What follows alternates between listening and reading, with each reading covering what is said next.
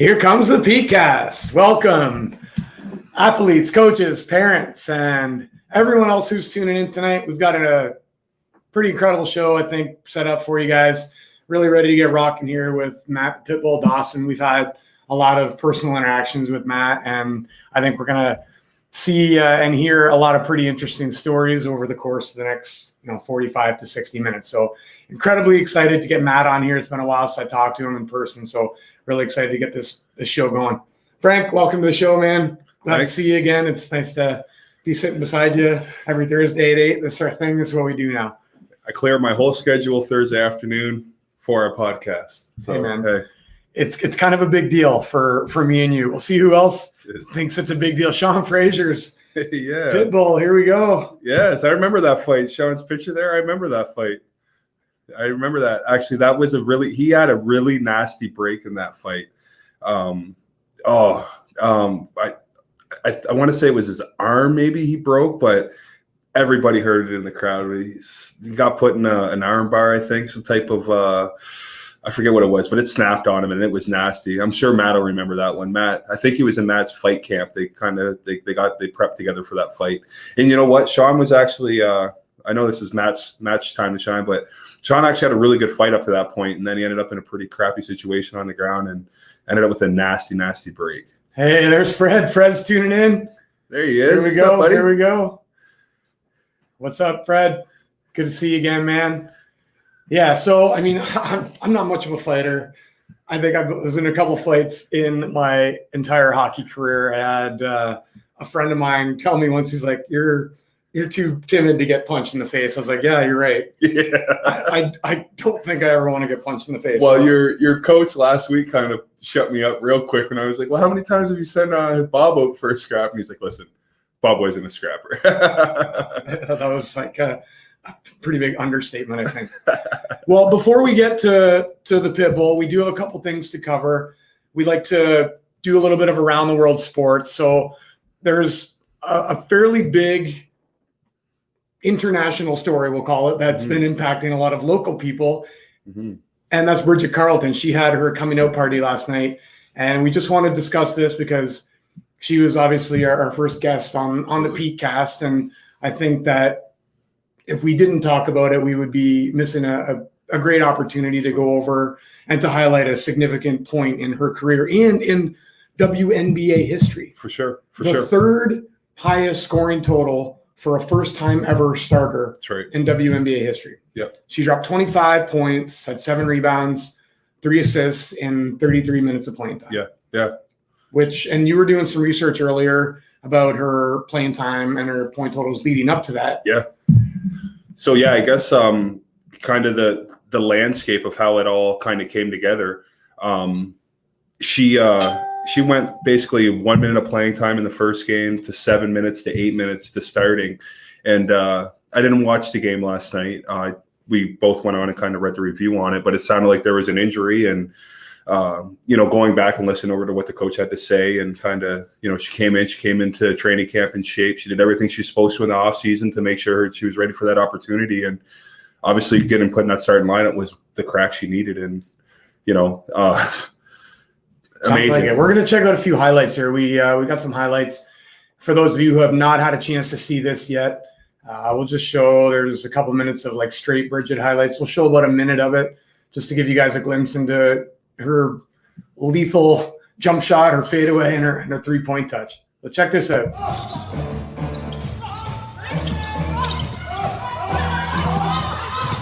They want to be aggressive in the backcourt. Carleton coming off a career game gets 2. Nurse thought about it, gave it up to Clarendon. Working on the smaller Dangerfield at just 5'5". They throw it away. This one, as we mentioned, a gym rat, but watched a lot of tape in her collegiate career. Now she'll take the 3, and she knocks it down. Keep it simple, stupid. Johnson's fall away. New York, a bunch of people there. Carleton had it and lost it. Pulls it away. That's a 3 by Brown. Nothing but the bottom of the net. Minnesota's got to be happy to see Lexi Brown shooting the ball and shooting it. Cuts that lead down to a half a dozen. Carlton, another career high already with 9. Give her 11. Dangerfield's next to Stokes. That's not a good matchup. Bridget. So for those of you who hadn't seen those highlights yet, obviously Bridget, career day, career game. We're super pumped for Bridget. She put in all the work she needed to in the offseason, like her coach said. And I think, and we talked a little bit to Ron Fogarty last week about this, where you have to be doing the right things during your season in practice, watching film, watching tape, not just being a bystander, being actively involved in the team, making sure that you're an onlooker with intent and soaking up everything, right? The sponge mentality. And I'm sure Bridget's doing this, which is probably why, almost certainly why she's getting this chance. 100%. So you go from 1 minute to 7 minutes to 8 minutes to cracking the starting lineup, regardless if it was an injury that pushed you into that role. You're obviously doing something more than what the eye sees when we just watch the game. You know, whether it's in practice, off the court, film study, whatever it may be. She's doing. It all worked out the way it was supposed to for her. Yeah. I mean, we all were hoping and praying that it happened for her, and we all had the confidence it was going to happen when the opportunity came. But we know Bridget pretty good. We get an opportunity to talk to her once in a while. She's in another facility here every once in a while, but she knows being prepared for that opportunity is what's important. And there you go. Yeah, I think Coach Fennelly would have been pretty impressed with that steal she had too. He was busting her chops a little bit about the defensive side of the ball. So. Well, that's a scoop on Around the World Sports. Love to hear some comments about Bridget throughout the show. If you guys have any other comments, got Freddie chiming in again. Always a pleasure. And Sean, yeah, okay, 3 seconds left, unfortunately. Yeah, I remember Sean. Bum deal. I remember. Well, speaking of fighting, let's get him. Uh-oh. Don't bark too much. What's up, Pitbull? No, not much. You? Hey, you're looking at it, man. You're looking at it. Yeah, another fun day at the office. There he is. Yeah, so what's new? Not too much, been working, been going to the gym here and there. I seen chicken leg Frank there once. Hey, you know what? As much as I want to chirp you, I got to say, I was keeping a close eye on you when you're in there, and you're looking light on your feet, man. You look like you haven't taken a day off. Watching you work that heavy bag last week, it was impressive. Yeah, thanks to my manager, Manny Alfaro. He's a boxing guy. He told me to be on my toes. Frank couldn't really crack me out of that. So he kept on me, and then Frank kept on me at the same time. So it was like two heads combined into one, and then now I'm on my toes. No, you, like I said, watching you work that heavy bag, you're working it good. The rest of us looked pretty flat-footed, and you're out there just kind of flying around the heavy bag. You look good out there, man. I'm excited. I'm excited for what's next for you. I know you're hungry. You can see the hunger. Hey, I see you in there 3 days a week. I know you're hungry. Yeah, that's off time too. Like, there's nothing, no fights booked, no nothing. Just 3 times a week at the gym. Good. So Matt, we're gonna we always like to start our PCast with a little bit of trivia, just to get some viewer feedback and to get some input from some of the people that are watching the show, and to give a little bit more insight as to who you are as a person and some of your career highlights and stuff. So we're going to start with a little bit of trivia time. And I know we gave you a chance to preview some of these questions. I don't know the answers to all these questions. I don't know if you know the answers to all these questions. I know a few of them, but Matt, don't give them out. Don't give them out right away. Let's get some comments in. I know you got a couple of your boys on here watching, and they better know the answers to these. They better, or I'm beating they get them wrong. Yeah, tell them. Okay, so here's the first question. How many professional fights does Matt have? How many professional fights does Matt have? And sorry, we're going to give away a gift card for this too. We got a Home Depot gift card, $25 Home Depot gift card to the person that answers the questions the fastest and the most accurately. So if anybody's got some info, some guesses, how many professional fights does Matt have? And we'll definitely talk about the answers at the end. Hopefully we can get some comments coming in here shortly. I know Freddie probably has got to have the answer there if he's watching, but Sean too. Sean too, probably. Yeah, I hope so. Yeah. Okay, so that's the first one. How many professional fights? And then this one, I'm interested to hear this one because again, I don't really know, but how many times has Matt been TKO'd or submitted? And this would be in a fight, so in an amateur or his professional fight. Yeah. Not in the gym, because not in his training. If you ain't getting choked out or getting your bell ring, then you ain't trading hard enough. That's right. That's right. Maybe that's why Frank wanted me to come back to class. There you go. All right, so just waiting for a few comments maybe to roll in here. How many times Matt been TKO'd or submitted? This is in the ring too, right? In the ring.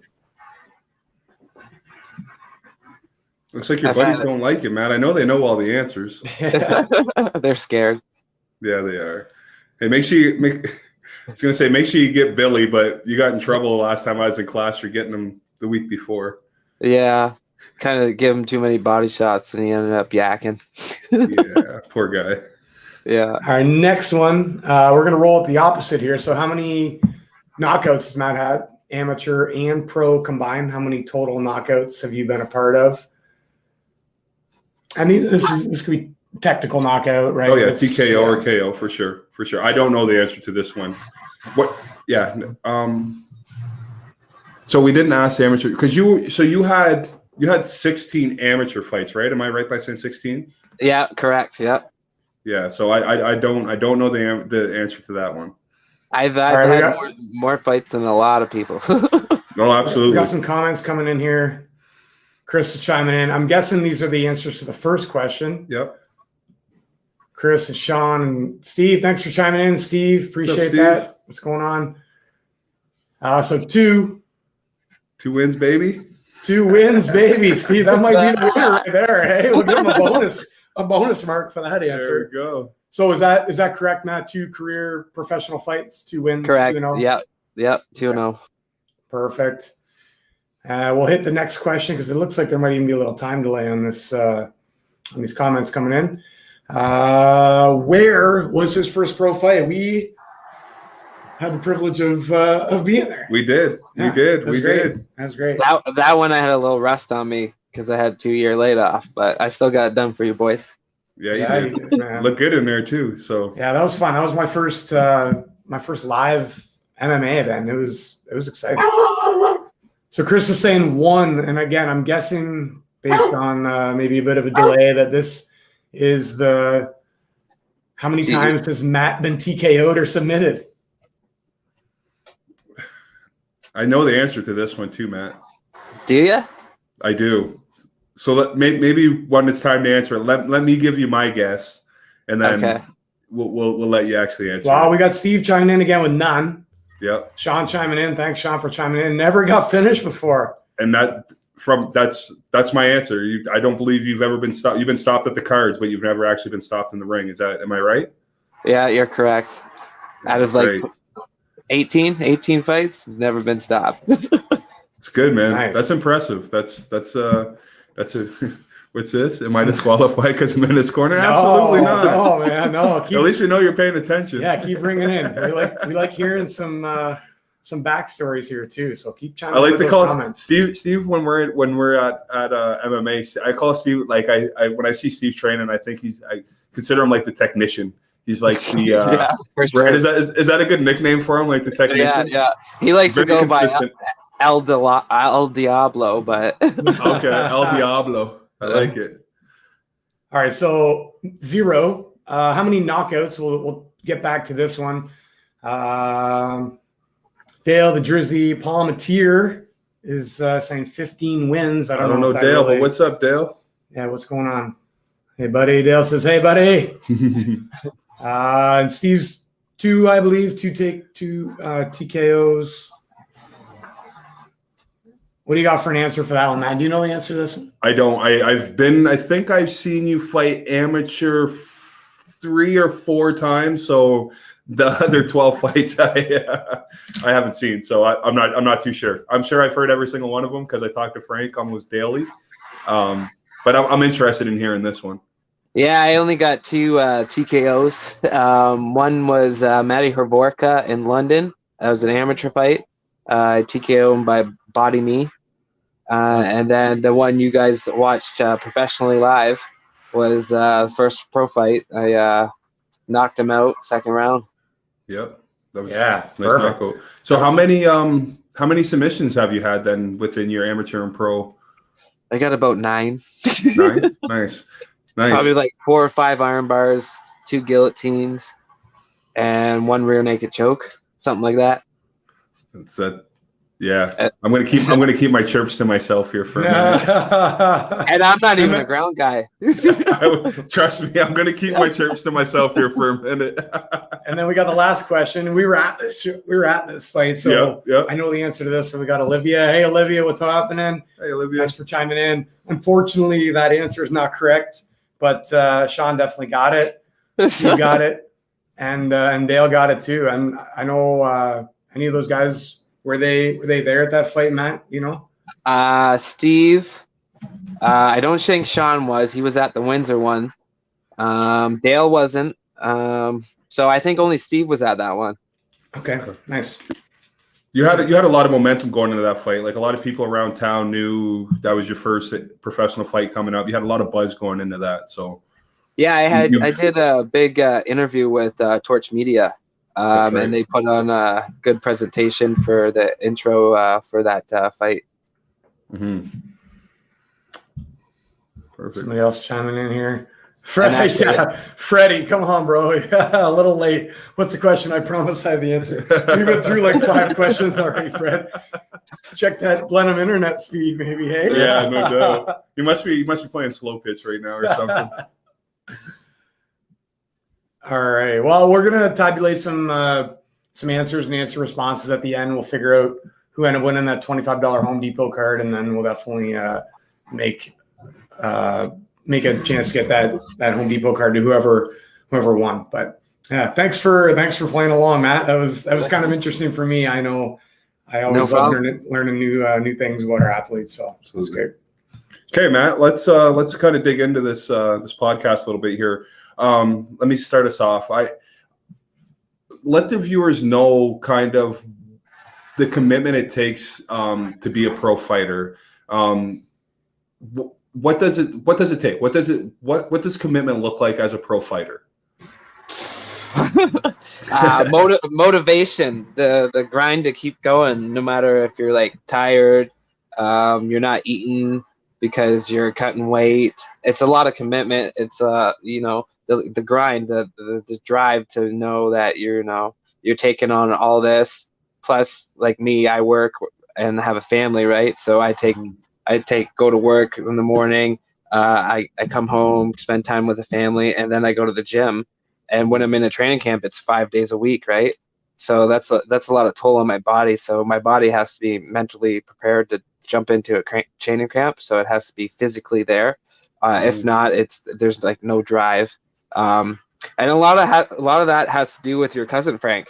Actually, he's my coach, right? So he motivates me to the best. I've been with him for like 8 years. He keeps me grinding. He lets me know when I'm slacking, and then I pick up the pace, right? So commitment is the big key there. Okay. You mentioned your family, Matt. You obviously are a dad and a husband. I stole this picture off your Facebook profile. I thought this is pretty adorable. Oh, that was for her birthday on July 11th. We went out 85-year-old nannies, and she threw a party for her. Nice, man. Yeah. So a lot of support too, right? So I can't forget that support, family support, whether it be sponsor support or like your friends and family support. That too is a good key. Yeah, so that's kind of leads me to the next thing is like, what type of sacrifices are you making, either to maybe like a professional sacrifice jobs or your family? What types of things do you have to maybe like give up or sacrifice a little bit of to make sure you're doing what you need to do to continue to be a pro fighter?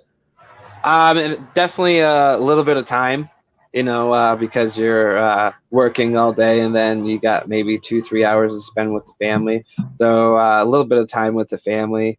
I do take the weekends off, let my body recover, and then I spend a little bit more time. But through Monday to Friday, the time with the family is cut in half, I should say. So a lot of support there. What else? That's it for now, I think. Do you get a lot of support, or is there any backlash? Like, I know if I was a guy getting in the ring, my wife would be like, you come home with a bloody nose or broken face, like, forget it. You're sleeping on the couch. Like, do you catch any flack, or is it she's like 100% bought in, loves everything about it? Oh, it was tricky at the beginning because I was only an amateur, and I was spending all this money to like drive from Richtown to Chatham to go to the gym 5 times a week, and all the supplements and stuff. But now that I went pro and I showed her like the gradually tier getting up there and like bringing money in instead of wasting it all on, you get a hotel paid for an amateur. That's pretty much it, and all the rest of the expenses are yours. Right. So now like that's happening, and she seems to jump on board, and she's like, hey, if you can go to work Monday to Friday and still go to the gym, I give you props. No, absolutely. Right. Yeah. And she also does my meal prep when I'm in a training camp, right?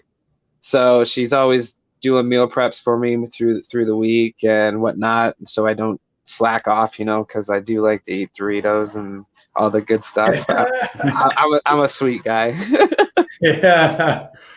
Well, speaking of that preparation, I know from having the opportunity to train side by side with you, at least be the trainer. I don't know if I'd actually do the physical component of what you're doing, but what does your game face look like? What makes you game ready? Can you give us a glimpse into maybe even like a week before, a month before, an hour before, a minute before a fight, and how the mindset and how that game ready, that game face is ever changing, or is it always kind of one mode, the game face mode?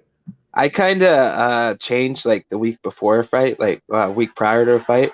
I call it Rocky Week. So I take all the Rockies and I watch them all that week just before a fight. And it's been my ongoing thing. What's your favorite Rocky? Sorry, what's your favorite Rocky? Let me interrupt. I'd have to go Rocky 4 against the Russians. Okay. I love that one. Just because Apollo dies and he's got the determination to go to another country and just beat up this big Russian. Yeah, no, that's my favorite too. But yeah, that's kind of what I do. The week prior, I watch the Rocky. I call it Rock Week instead of Fight Week. I do that, and then day of, I kind of get butterflies, like weigh-ins. Am I going to make weight? Because weight's the biggest issue, right? You want to be professional. You want to be on weight, right? So I kind of, I dehydrate myself, like, go in the sauna and cut weight prior to. And it takes a lot on your body, so you kind of get like butterflies, like I don't want to miss weight, like nervous. Once you make weight, I'm good to go. I go out and eat after. Last time I ordered $75 worth of pizza in London. and then before that, we went to Jack Astor's, and I ordered about $50 worth of food. So I came out, maybe I weighed in at 124 that London fight, and then the next day I was probably out back to 140. We'll dig into that a little bit more. We're going to talk about the weight cut later on. Yeah. But then, don't dig too deep into that just yet. Okay. I know you don't like my methods, but and then prior, like day of fight, getting ready, warming up. There's not too much butterflies. Like for most fighters, there would be, because it's it's go time. It's I'm gonna step into a cage. It's me against him, and you got 3,000 people watching you, something like that right now. And you're like, okay, a little bit of nerves kick in because you got all the attention's on you. But that's why I got into this sport. I used to play hockey like you, Bob, and I noticed there's 6 guys on the ice on each team. There's 12 guys. I'm an attention seeker. I want all eyes on me, right? So if there's only 2 guys in the cage and everyone's watching, who's going to get better, right? And then walking out to the cage, it's a little nerve-wracking, but I got my my jams that go on and pumps me up. Walking out with the boys behind me, and I know I want to prove to them that we had a good training camp. We're gonna take this. We're gonna bust some heads tonight. And I walk up there, do my thing, shake my hands, shake my teammates' hands, get the gauze on, and then once I step in that cage, kind of do a lap or two to realize, oh, okay, we're in here. And then if I'm the first one, I usually try to stand in the middle of the ring and let the other guy watch me stand in the middle of the ring as he's walking out, and kind of give that intimidating factor, like what you just walked into. Yeah. And then he comes out or whatever, and then he announces your name. And that last fight in Windsor, I kind of had a slip and rib, so I was doing like physio before that, but it was still happening. So I usually bang my chest. I kind of didn't do that one because I was worried, and I might have hit the rib too hard, or I didn't want to get injured just before the fight, right? So I kind of get the crowd going. I'm a crowd pleaser too, so if the crowd going, my mindset is like, yeah, this is gonna be a good show. I'm putting on a good show. Like, there's nothing in the world that makes me feel this way, and if it's gonna highlight their night, they go home, talk about it. Did you see that guy, right? Then my job is done, right? Well, I definitely remember your walkout into the ring in London, and it pumped me up. And I don't get butterflies too often at sporting events, but having worked closely with you leading up to that too, it was almost personal for me, but it hyped me up, man. I was ready to go, and I'm never ready to go. Like, I'm always pretty mellow and chilling. See, if I can get you hyped up like that, then you imagine what I'm doing. Something right. So right? Olivia's chiming in here. She's saying family, big heart, and she must be talking about Melody here, but she's Wonder Woman and amazing. Of course, and Dale's chiming in too. Keep it up, Matt. And we got Tyler Kirk. Thanks, Tyler, for chiming in too. Yeah, I feel that. Yeah, butterflies. Okay, must be some sort of relationship there. He looks like he's an MMA guy too. That's Matt's cousin. That's yeah. The butterflies is I think he did that for the emoji because of going into the fight. You feel the butterflies, right? Well, Matt, Tyler was a big motivation for you even getting into the ring to begin with, correct? It was, yeah. He was doing amateur fights before I even thought about fighting in a cage. I remember Tyler back then. I remember Tyler way back then. I remember him. I remember that whole time. So yeah. Go ahead. Sorry. Yeah, I would be his training partner, right? And he I think he had 4 amateur fights, and I would be his training partner every time because I was equivalent to his size, right? Then he jumped pro, and then I think he did a couple pro fights, 1 or 2, and then he didn't see him for a while because he had a couple tough losses. And then I'm like, well, you know what? Let me try this. Let me give it a crack at it. See if I can bring that rise back up, right? Get him motivated again to jump in there. Mm-hmm. And then started fighting amateur probably about 6 years ago. Yep. And we just took it off from there. So before we get to, I kind of want to gear back to when we were talking about getting into the ring. I feel like I get like a cheat code in this podcast, and it doesn't happen often, but you're a good friend of mine. I've been around the gym with you. I know you as an individual. I've trained with you, did some strength and conditioning with you as well as Bob. But the one thing I always tell people when I talk about Matt Dawson is how crazy it is to me how you're able to flip that switch. Because I've seen you in the gym. I've seen you spar. I've seen your fight weeks. I've seen your fight camps. I know what goes on in a fight camp. I know how tough they can get. I know what it's like. Every 30 seconds, you're getting a fresh body thrown at you. And I know, but the switch never turns on in that. But as soon as you get in that ring, the switch is on. I don't know I know you kind of talked about it a little bit, but just maybe if you could touch on that a little bit more, because to me, it's always blown my mind. Like I've never seen you street fight, but it's always, like I said, I had that conversation with a lot of people where it's like, Matt's able to flip the switch. He just turns into something different. And then when the fight's over, boom, he's back to like this crowd pleaser, blowing kisses and, jumping on the desk, getting yelled at by all the gaming commission people. Oh, yeah. maybe just talk about that switch a little bit, because it's, I think that's definitely something that makes you extremely successful at what you do.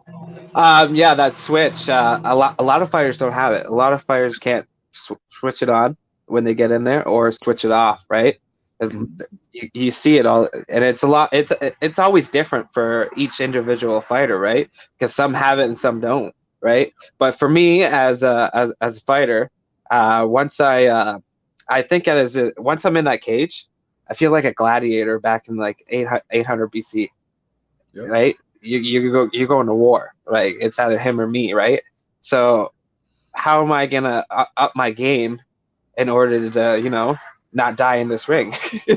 Pretty much as a gladiator, right? And you're facing lions, right? You face the big bears. You never know what your opponent's gonna bring. So as soon as they announce my name, I don't know what happens, but in the back of my mind, it's like it's David versus Goliath. Get my slingshot out, right? It just ting. It's like a light switch. I don't know how it works, but as soon as I'm in that ring, it's like I can't explain it. Well, how do you harness that then? Obviously, there's a lot of emotions, a ton of adrenaline. So how do you harness that and make sure that you've got a plan, you stick to the plan, and you're not just going in there willy-nilly? And then after the fight, you got to go home to your wife and home to your kids. And like, how does that get turned off? And now you're compassionate again. Like, is there something that, like a mental sequence that you go through to harness the energy, to harness the aggression, and then conversely to turn that off too? It's kind of like that, I'm a very aggressive guy, but you wouldn't know unless you step in the ring with me, right? I'm not very confrontational. Like if there's some guy walking on the street chirping me or something, I'll be like, whatever, I know what I can do. What's he gonna do? Right? And sometimes I feel bad, right? If I actually anticipated that, what would I actually do? Because my hands are registered as lethal weapons now, right? Since I've been a pro, right? So I'm like, you got to have the right mindset, whatever. It's not going to affect you tomorrow. Is it going to affect you from 5 minutes now, 5 minutes later, or 5 years down the road? Is it going to affect you? Or, it's not. So I just brush it off, and for getting in that ring, that switch to turn it off and on, I think it's just by natural. Each time you go in the ring, you learn how to harness it, and the adrenaline's pumping, as you say. So once you get that adrenaline dump after you just won, right? I get adrenaline dump after I jump out on that cage and yell out Frank or whatever. It's like all happy-go-lucky. See what I did, man? Yeah, right? Like get one of these, get the arms up, and it's like, man, yeah. The last one, I was like fixing my hair, Oh, yeah, you jumped out of that cage and pointed right at me. Yeah. So, and then I also had the Tommy gun going too, like Alessandro. But I just like to have fun with it after, right?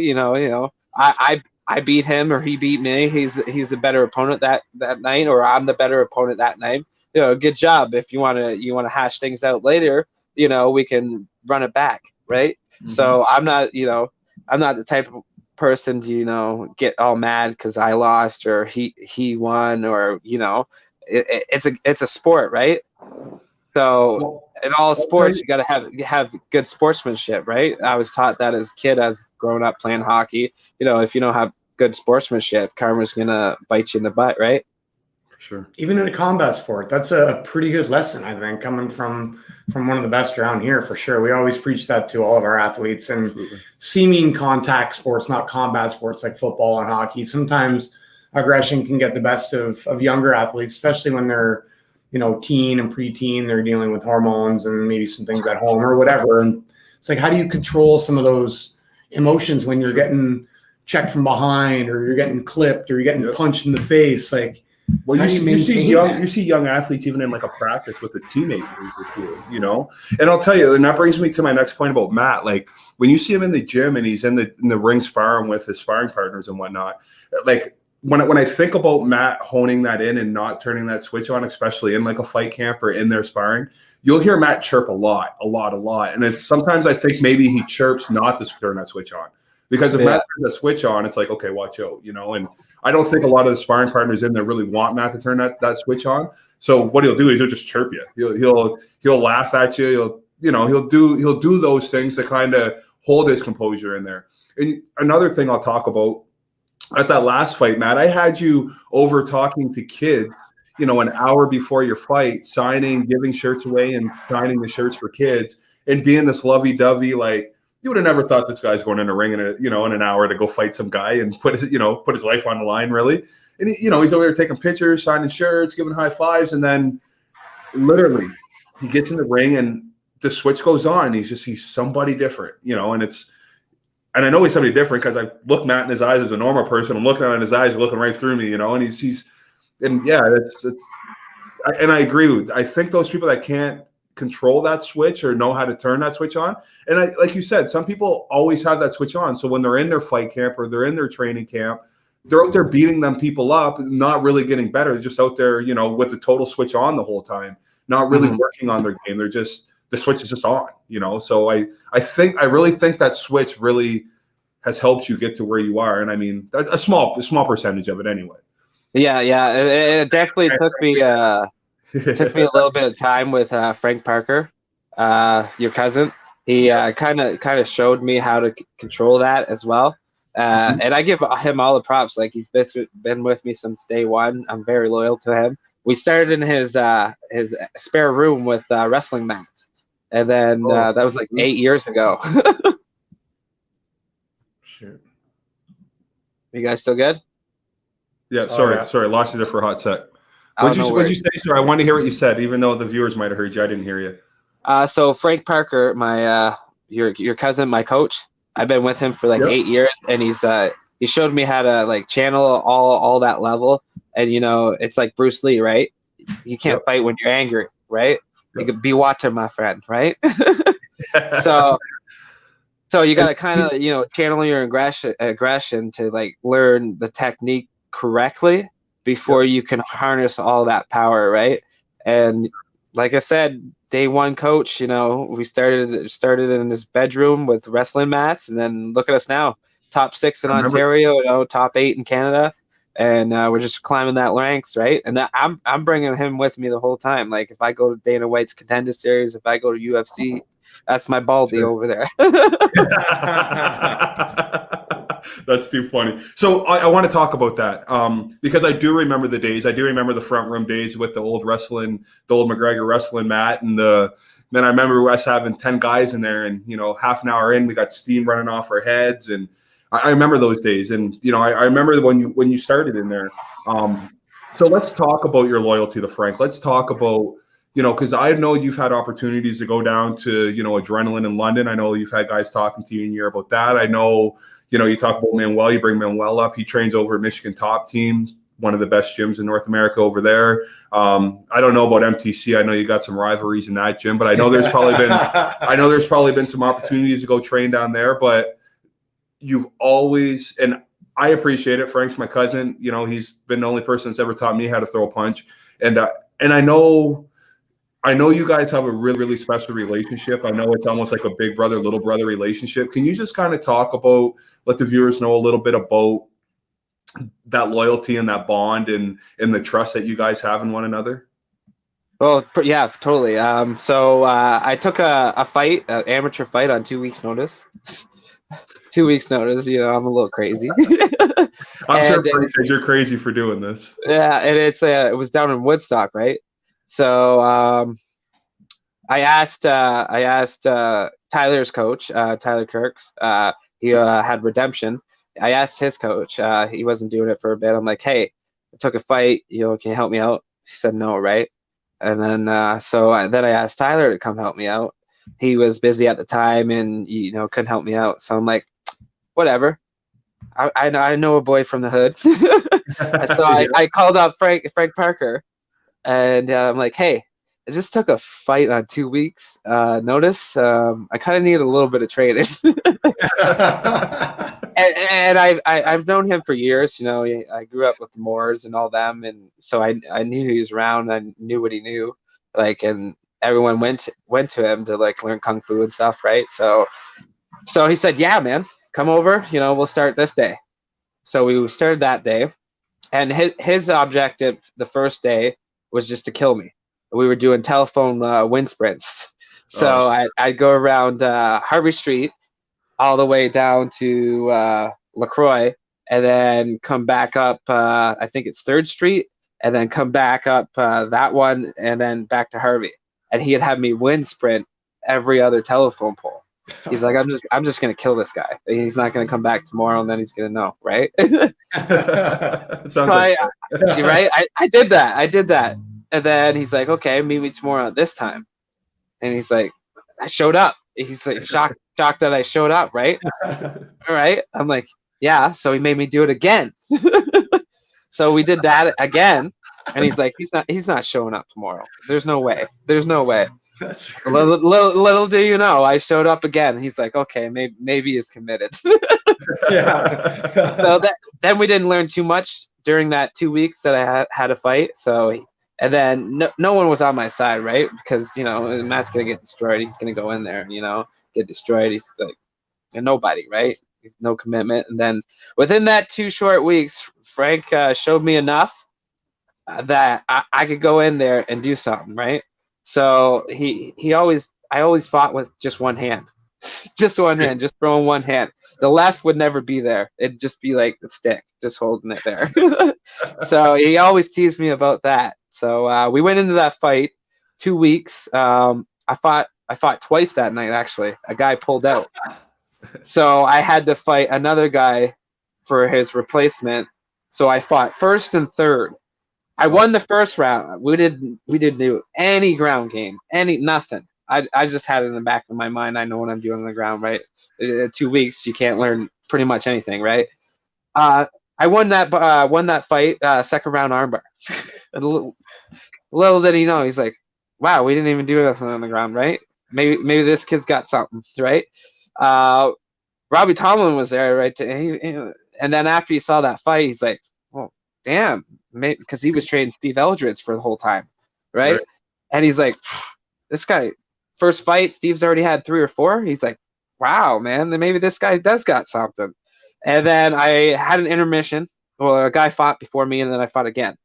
Went 3-round decision. UFC. Yeah. Okay? Yeah, it was like UFC 1 pretty much. They can't do that anymore, but no. I wasn't going to turn down a fight, Hey, you asked me to fight? Yeah, let's go. Right? So I fought third, and again, I only fought with one hand. And I ended up going to 3-round decisions. You tried fighting twice and making the second one and going 3-round decision. Whew. It's like a 5-round championship fight right there. Right? And it was only my first ever fight, right? I'm training for 2 weeks. Like I had nothing left by the end of the show. I ended up 3 days of wind sprints. I ended up taking submission of the night that night, and Steve also fought in the card. He took KO over the night, 17-second head kick KO with headgear on. Yeah, it was amazing. And then the technique. And this guy was like 6'5". I didn't know Steve could get that kick that high, right? And then I seen him fold like an accordion. I was like, damn. And then Adam Gladue fought that night as well and won fight of the night. So we took all night honor rolls back to Chatham Kent that night. So that was a good accomplishment, right?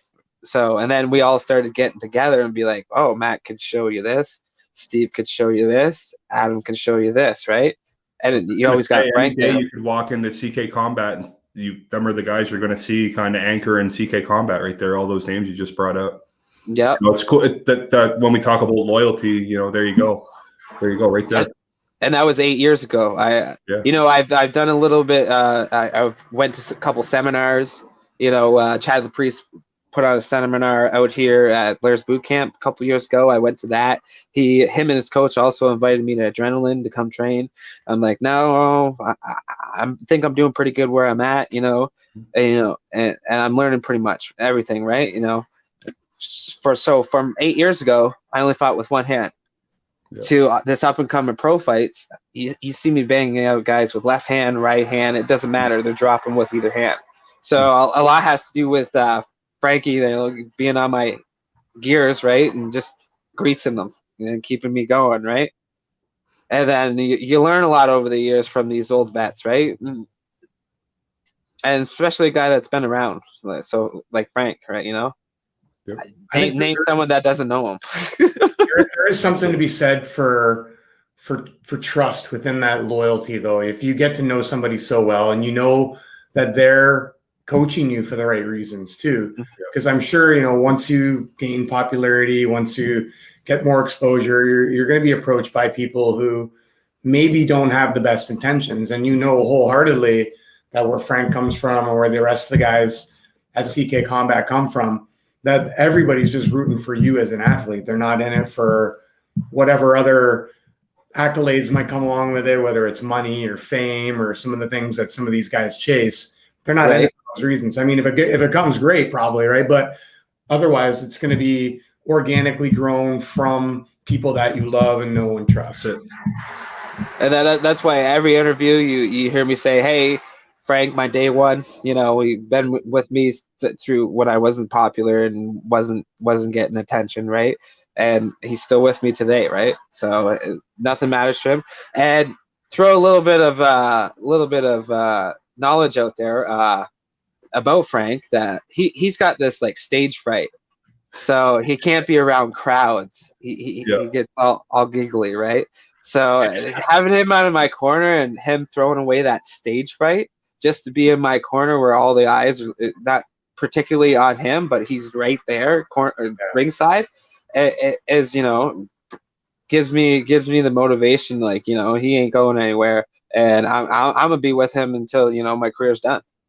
You know, it's funny because even though he's behind you and he's there every step of the way, he still finds a way to be back in that, as far back in that corner as possible. He don't, right? You know, because you like you said about that, like, you know, like not there for the limelight, not there for any of the, and if you like, I've been to both your pro fights, you wouldn't even know Frank was your main trainer. You would like I know because I talk to Frank every day, and you know, I've been there, you know, I wouldn't say the whole ride with you, but I know Frank's intentions are just to see Matt be the best Matt can do, you know, and it's really that big brother, little brother relationship. And that's what I love. I never had that growing up, right? So that, you know, we kind of just click. Yeah, absolutely. We got some people chiming in here. Wesley is chiming in. I'm assuming Wes is from Torch Media. Correct.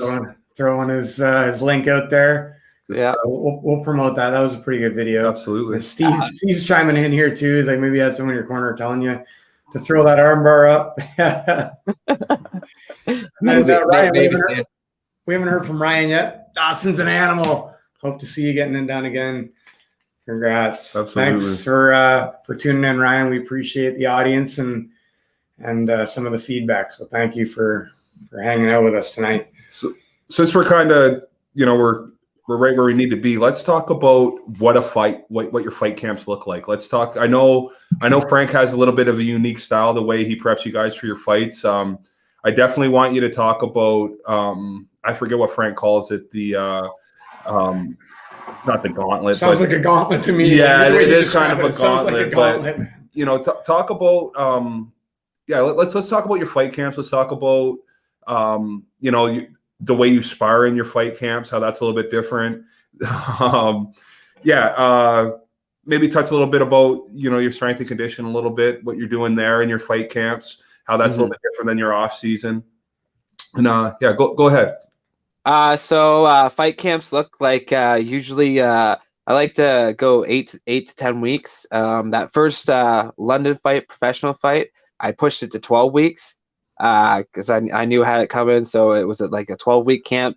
I was a little rusty. You know, I haven't fought in 2 years. And when I did fight 2 years prior to that, it was amateur. So it was like a kind of step up, right, to this professional level. So usually we just start like the first week, you know, off light, you know, get our bodies functioning, get our bodies back to where we're going, right? And we start off with circuits, you know, a little bit of cardio here, a little bit of cardio there. And if you guys all watched me on my amateurs, I would gas out really bad. I'd still be there, but I'd still be throwing. But if they laid on me, took me to the ground, I wasn't fighting, you know, to get back up as fast as I could. And a lot has to come with, conditioning.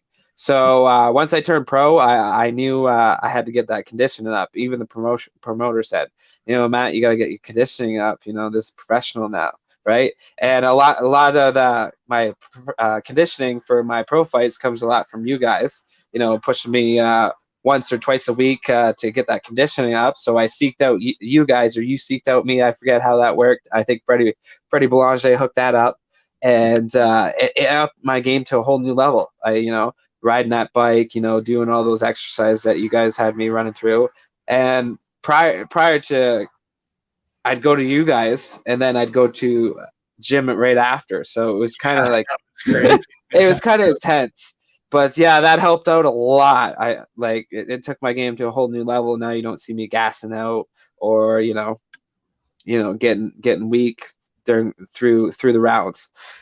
You haven't seen me go too many rounds as a pro, but good thing. But that's a great thing. I've noticed a big difference, right? Because I'd be like, trying to get all my wind back first round, breathing hard, and now it's just like, calm, cool, little couple breath exercises that you guys teach me, and my wind's right back. And I don't know if all 5 minutes beating up someone, it's a little bit different. You get tired like way easier. Like I'd like to see a normal person come in and try to do a 5-minute round and then not be tired right after. Like it's a different level. I don't know what to compare it to, because I played football, I played hockey, and I played pretty much everything, and the difference between, playing football, is your wind, your energy levels. It's way different in MMA, even through that 5 minutes, right? It's like getting on the wind bike and having me kidney punch and Frank choke you.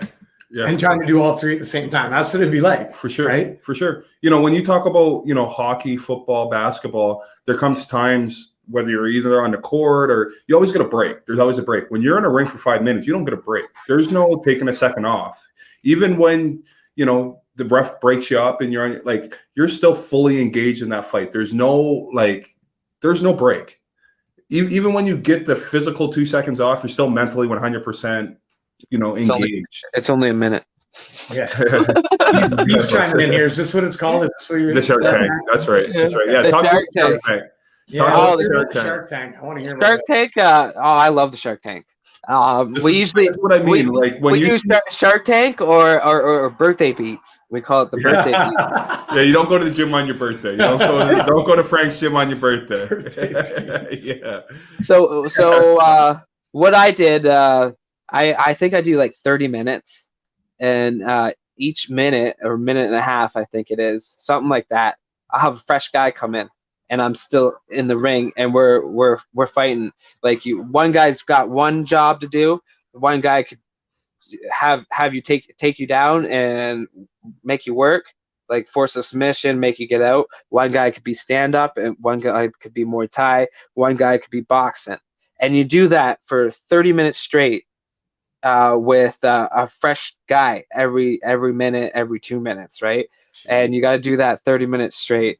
And you have no idea what that guy's coming in with you at. Like Frank will tell that guy, go in and box him. You have no idea that guy's coming in to box you, right? No. Go in and try to take that guy down. Go in and take Matt down. You have no idea that guy's coming in to try to take you down, right? And I think that helps with our fighter IQ, right? Yeah. You don't know what it's doing. You don't know what he's doing. So the fighter IQ is you got to adjust while you're in the moment, right? Mm-hmm. So if he's boxing, okay, you got to adjust. You just were wrestling, so now I got to switch that and adjust because now he's boxing, not wrestling, right? And to flip that little switch to adjust as a fighter IQ, it's pretty hard. But when we do Shark Tanks, it helps you, so you're ready for that fight, right? Maybe he's got one game plan one round, and then the second round he comes out, he's got a totally different game plan. So you got to have a smart fighter IQ and to adjust to those situations, because as you've seen in the first professional fight in London, I was losing that first round, and then Frank gave me some tips, Manuel gave me some tips during that minute break into the second round, and you see a totally new guy. Mm-hmm. I agree. Yeah, I know. What's that when I got thrown into the truck? Yeah. Well, that's it. I mean, if you're in the gym on a Shark Tank day, I know you're just another body that you got to go at Matt with. Like it's and this is where I talk about. This is where like Matt, 15 minutes into that, opposed to Matt flipping that switch on and starting to kick people's butts, he flips that. He'll turn the chirping on. He'll start chirping you. Come on, give me some more. Come on. You don't want none of this. Like, but he keeps that switch off. But then when you get to the ring, the switch turns on. I think you're right though. I chirp just to keep that switch on. I've never noticed that, but people like you seem to notice that, right? Well, because I'm in there chirping with you, but Frank ain't gonna let us go in the ring.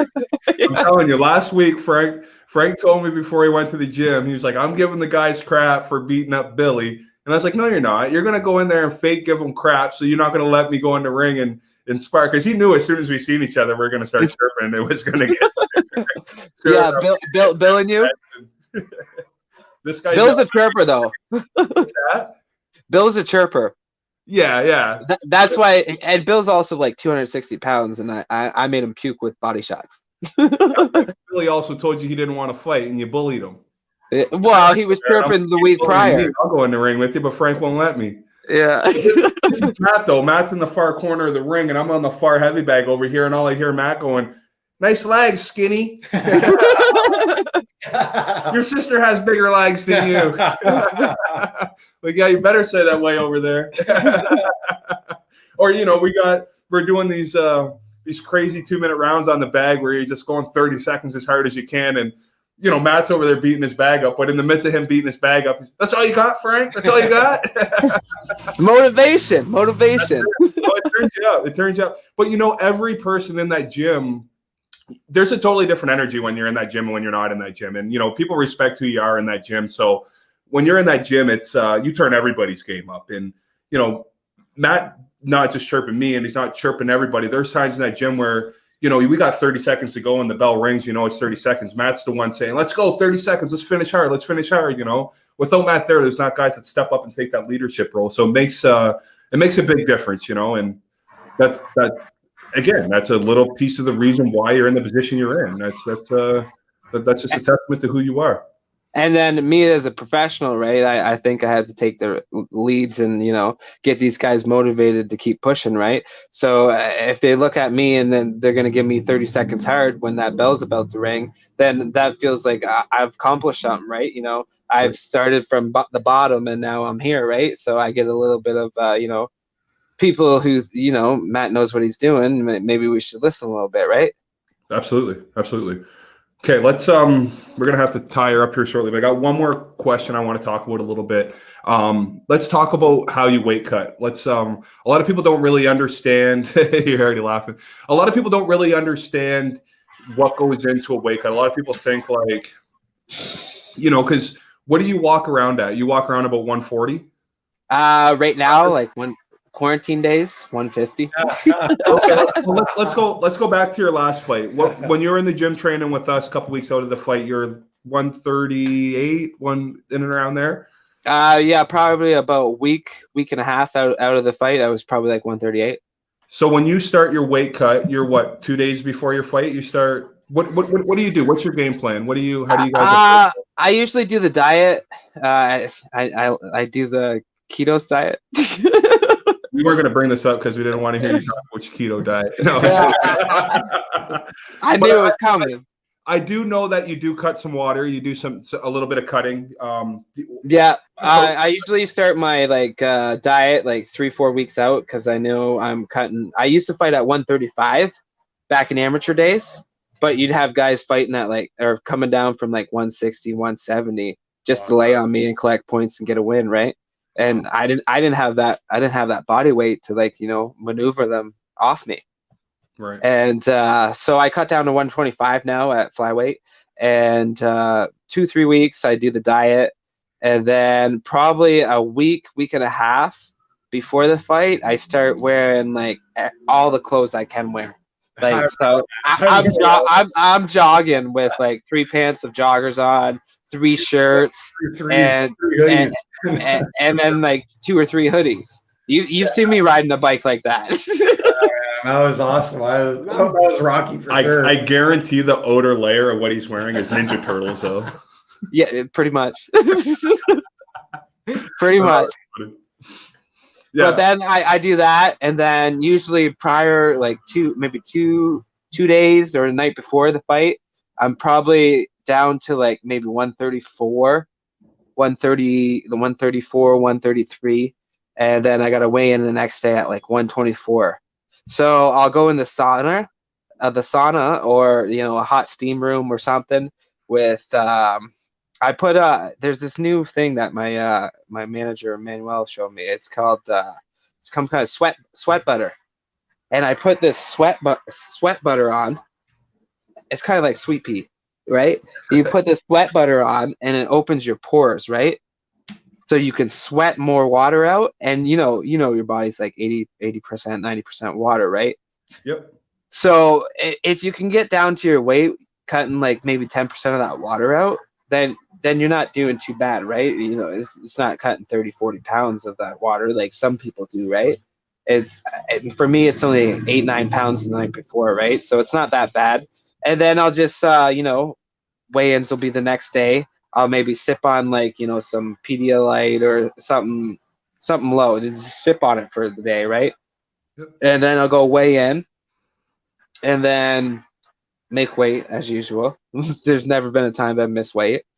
Out of like even amateur days, I've never missed weight. I'm always spot on. I'm real professional that way. And like I said, you saying that you were kind of upset that the one guy didn't make weight. You're like, that's pretty unprofessional that he's not making his weight. It's like, and I respect that about you. That was yeah.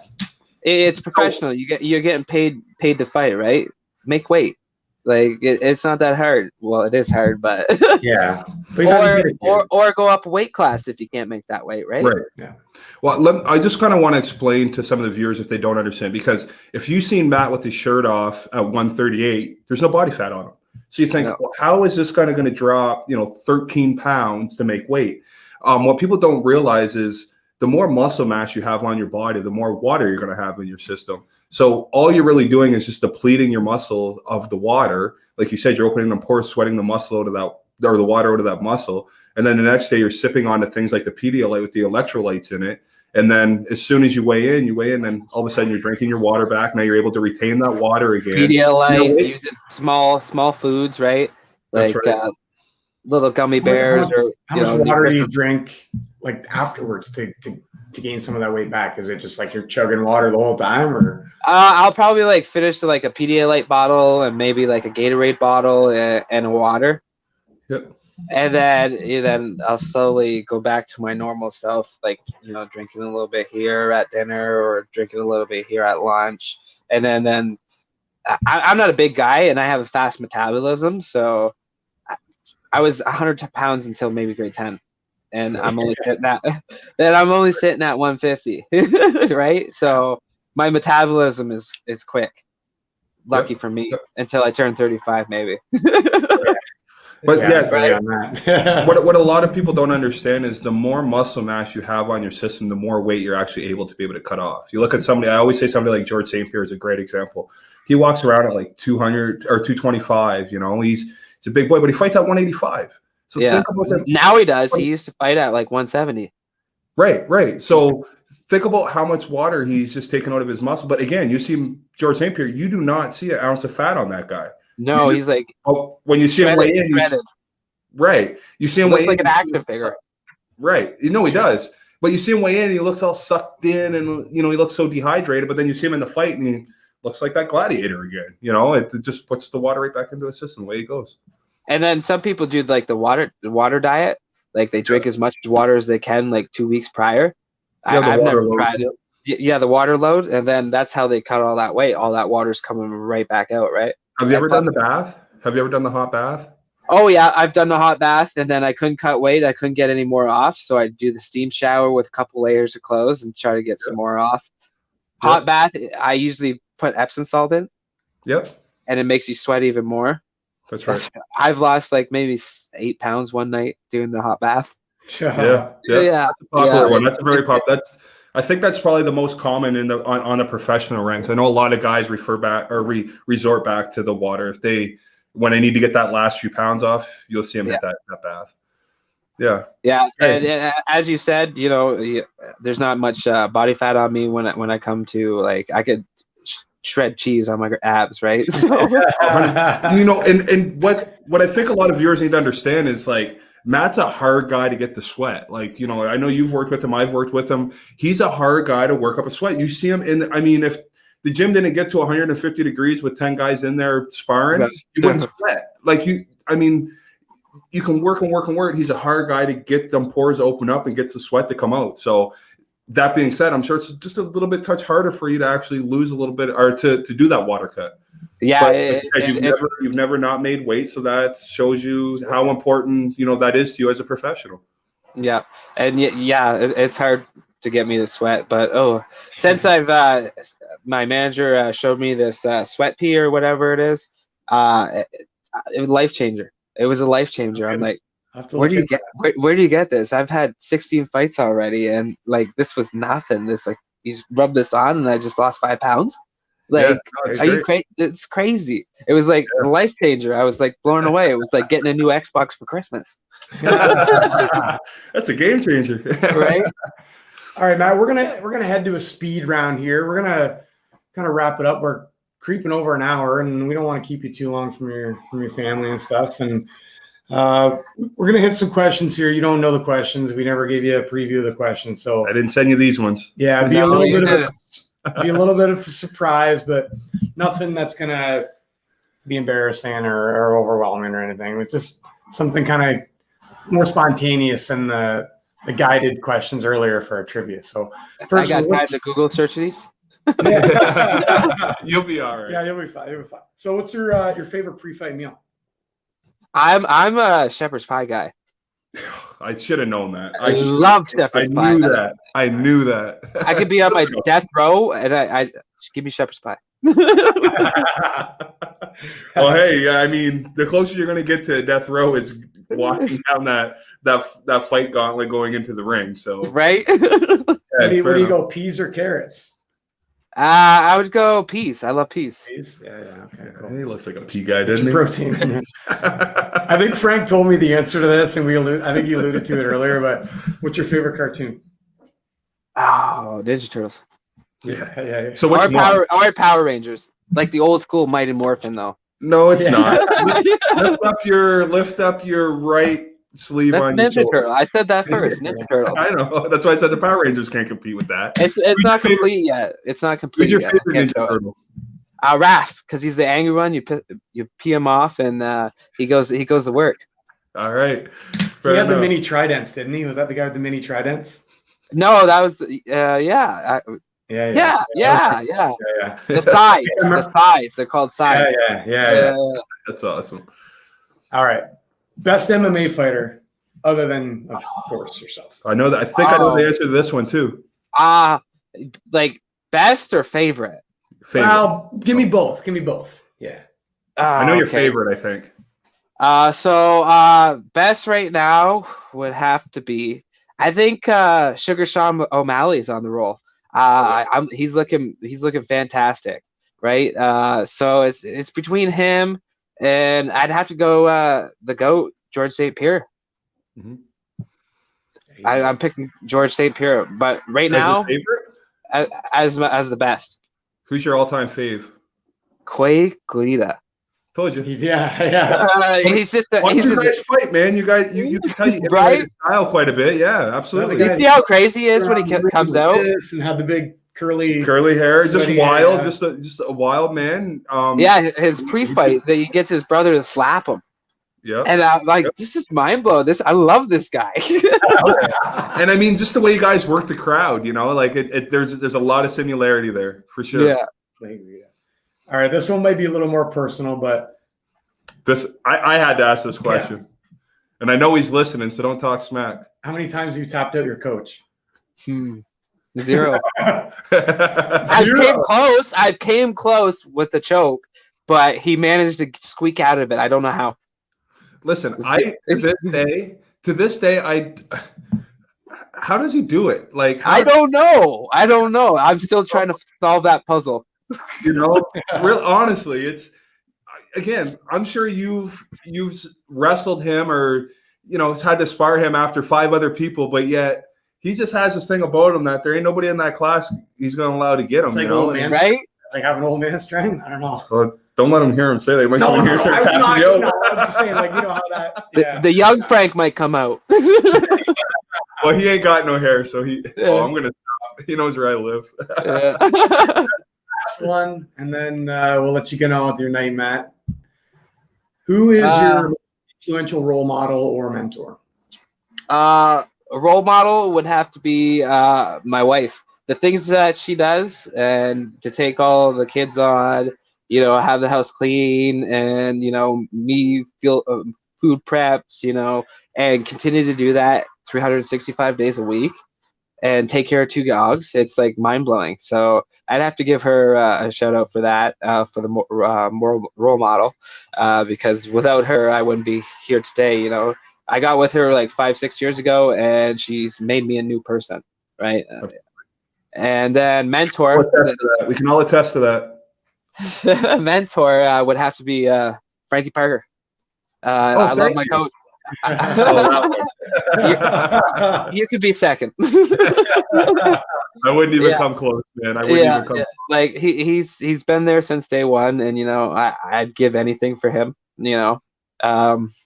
He's always there for me when I need someone to talk to, or just to shoot the shit with, or come up with strategies, or tell me what to do in a fight. You may never hear him, but you're always thinking, well, Frank would do this, so that's what I'm gonna do.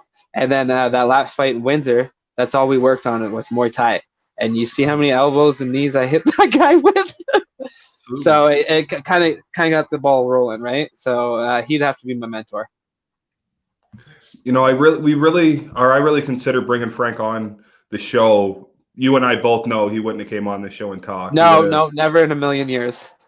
So I didn't even ask him. I really wish I know he's tuning in, he's listening, and I'll just touch on it again. I know Frank because he's a big brother to me too. He's been part of my life my whole entire life. He's got the same name. I've had to fill shoes that I shouldn't have to fill because I have the same name as him. But maybe I'm a little those are big shoes, right? Oh, they are absolutely. And maybe I'm a little jealous of the relationship you guys have, because I really do. I know how much that man cares about you, and I know how much your career, how proud he is of you, and how proud he is that you've stayed committed to him. And I know that means the world to him. And I know when you're in that gym and you're not in that gym, there's a big difference. And I know how much he appreciates the time when you are in that gym, and how much you push the pace in that gym when you're in that gym. And I know outside the gym on a personal level, I know how much he enjoys your friendship, and how much he enjoys you just being around. And I know I'm kind of speaking for him, but I've had enough of these conversations with him that I think I'm able to talk about it a little bit. Yeah, for sure. So I know we couldn't get him on, so I'm going to speak for him a little bit. Yeah. So I mean, I appreciate it. I appreciate. To watch a person have as much success as you have, and really just start at ground zero, and just go by the, hey, I'm going to go take a fight. You want to coach me? To, hey, 18 fights later and 2 professional fights within them 18 fights it's kind of amazing. And like I said, I know you've had pressure to go fight at other gyms. I know that the opportunity's been there, and the answer's just always been no. It's not I have a quote between Frank and my boy Freddie Belanger. I got it off Bad Boys. It's we ride together, we die together. That's Bad Boys for life, right? So that's what I live by with those two. Yep. Nice. Well, it's nice to see you again, Matt. Thanks so much for your time today. I know, being a busy family guy, obviously you've got lots of things on the go, I'm sure, with them, and trying to keep everybody appeased. I know fight camp's not really going on. Nothing really in the near future for you. So what's COVID, next? Right? Do we know what's going on next? Is there anything that you can give us? Not that I know of. I know a lot of Canadians are getting shots at UFC and Dana White Contender Series, like you mentioned, MTC. I got a lot of rivals there, but a couple of those top boys like TJ Laramie fights on 25th of this month, right? no, next Tuesday, the 14th, I do believe. The 14th, he fights on Dana White Contender Series. So tell Bob about the guy that just fought. You fought him, and he just fought in the Contender Series. He lost. The guy out of the Adrenaline, the brother out of Adrenaline. Malcolm Gordon. Actually, I did my first grappling tournament with him, but he didn't fight on Dana White. He fought in the UFC. Right. Yeah, the big show. Matt's been on the ground wrestling with him, so and he's a black belt now. Right. Yeah. Right. So I always change. If you're a black belt, I don't even have a white belt in jiu-jitsu, right? But this is an MMA fight, right? So I always think, if you're black belt, I'm gonna punch you in the face while we're down there until you're a white belt. Fair enough. Right. And it seems to always work. Yeah, I think you see what the future holds if you keep doing what you're doing and you keep working towards that end goal. There's obviously a pipeline to the big stage, and you got to be knocking on the door because you're fighting in the same organizations all them guys are coming out of. So and I fought a lot. Amateur days I fought a lot of tough guys that are like ranked second, in Canada, and ranked third, even upper weight class. These guys are like, in order to prove like, you belong in the cage, they would line them up with me. If you can get through Matt, then, you got a shot at something, right? So I'd be the guy like, they send them to if they didn't have anything to give, right? Well, then prove yourself against Matt and see where this goes. Fair enough. Right. Well, we ended up getting Matt on here in short notice. Yeah, we appreciate it. It's kind of like his first fight ever. Yep. So something never changed, I guess, Matt. We appreciate you doing this on such short notice. It was great catching up with you, man. It's been too long. We'll have to get you back in the gym at some point. We miss you, man. To do a little more catching up. And good luck with everything. Hopefully you end up getting where you want to be in the near future. And some of the stuff gets back rolling once all the COVID stuff hopefully subsides. Hopefully soon. Yep. And I thank you guys for having me on there, Bob and Frank. Maybe we could do another one in like near future or something. I love to ramble on and chirp and talk, right? So I'm an entertainer. I like to entertain. Absolutely. Well, yeah. After your next fight, after your next big W, after our next sparring match, when Frank lets us get in the ring, we'll videotape it and we'll come on here and we'll talk about it. You'll be able to see Frank's black eyes. They're gonna look good. All right, Matt. After man. All right, cheers, guys. Stay safe. We'll talk to you soon. Thanks, Matt. I appreciate it. All right, see you, buddy. No. That was awesome. Yeah, that was good. Awesome. That was a good conversation. For sure. Always nice to hear insight on a variety of topics. We talked about nutrition. We talked about conditioning. We talked about family. We talked about coaching. Yep. I think we covered the gauntlet. Covered the gauntlet. Absolutely. That Shark Tank was crazy though, man. It's even crazier to see in real life. Oh my goodness. It's even, absolutely crazy. It's